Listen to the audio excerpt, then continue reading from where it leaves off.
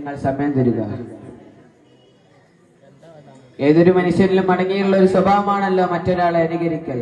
അത് നാം അറിഞ്ഞും അറിയാതെയും എത്ര ആളുകളെയാണ് നാം അനുകരിച്ചു കൊണ്ടിരിക്കുന്നത്.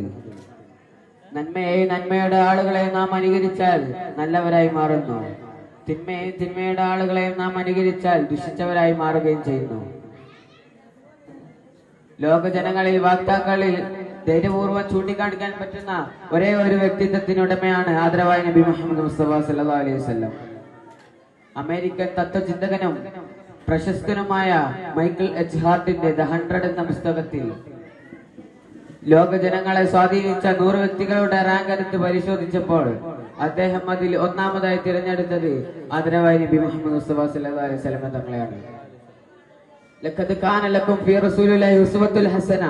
തീർച്ചയായും ആദരവായ നബിയോട് നിങ്ങൾക്ക് മഹിതമായ മാതൃകയുണ്ടെന്ന് അല്ലാഹു സുബ്ഹാനഹു വ തആല ഖുർആനിലൂടെ നമ്മെ ഉണർത്തുന്നു. നാം നബിയിലേക്ക് പോവുകയാണെങ്കിൽ ശാന്തവും സുന്ദരവും ലളിതമായ ജീവിതമാണ് അദ്ദേഹത്തിൻ്റെത്. അനുയായികളുടെ കാര്യത്തിൽ വേവലാതി പൂണ്ട് വഫാത്തിന്റെ സമയത്ത് വേവലാതി പൂണ്ട ആ നബിയെ നാം എങ്ങനെ മറക്കാനാണ്?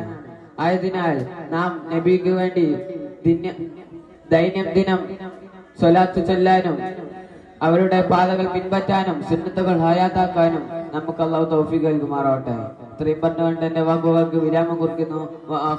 അൽഹംദുലില്ലാഹി റബ്ബിൽ ആലമീൻ. അസ്സലാമു അലൈക്കും.